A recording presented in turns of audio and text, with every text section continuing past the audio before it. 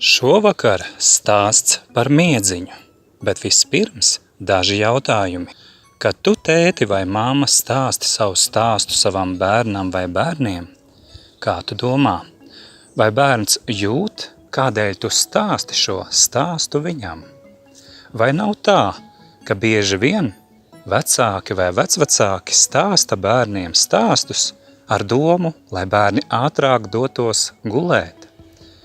Doma jau nav nepareiza, bet bērns taču jūt, vai ar viņu vēlas parunāties, vai vienkārši sakot, nomanipulēt, lai viņš ātrāk darītu to, ko no viņa sagaida. Par to, lai padomā katrs tētis vai mamma, vectētiņš vai vecmāmiņa paši. Bet solītais stāsts par miedziņu. Kādā neparastā pasaulē miedziņam nenāca miedziņš. Jā, tā notika, ka bērniņiem, tētiem, mammām, vectētiņiem un vecām mammām ikvienam miedziņš tika, bet pašām miedziņām pāri it nekas nepalika. Un kāda meitenīte savā sapnītī jautāja saviem mīļajiem, bet ko mēs darīsim? Es redzu, ka miedziņam nenāk miedziņš, viņš visu ir atdevis citiem. Kā mēs varētu palīdzēt?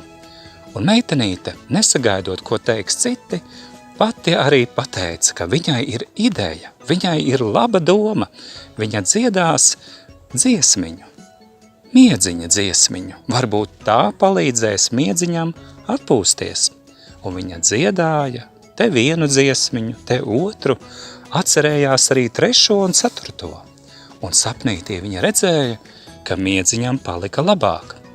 Dziesmiņu dziedot, tai pievienojās arī pārējie, un mamma, un tētis, un brālis, un māsa, un arī vectētiņš un vecmāmiņa pa miedziņām dziedāja dziesmiņu. Pagāja 1 minūte, pagāja 2 un vairāk, un viņi visi, lielie un mazie čučulīši, saldi čučēja. Kā ir ar tevi šajā vakarā? Vai tev nāk miedziņš? Vai tu jau paguvi ar savējiem no sirds uz sirdi vienkārši parunāties? Es vēlu, lai tev un ikvienam labam cilvēkam tavās un jūsu mājās būtu tādas sarunas, kā pirms brītiņa es to pieminēju, no sirds uz sirdi. Un tad arī pasaciņai, protams, sava vieta būs. Tāds šīs reizes stāsts īs, pavisam neliels, par miedziņu, kurš ikvienam deva miega un atpūtas dāvanu, un kurām pašām pāri nepalika. Taču bija cilvēki brīnumu pasaulē, kuri sajuta viens otru un arī miedziņu, un arī par viņu parūpējās. Es mīlu jūs, mani bērni, un es ceru, ka ik viens, kas klausās šo, kā arī jums ir kam šos vārdus pasacīt. Ar labu nakti tev, jums un mūsu mīļajiem. Līdz citam stāstam jau drīzumā.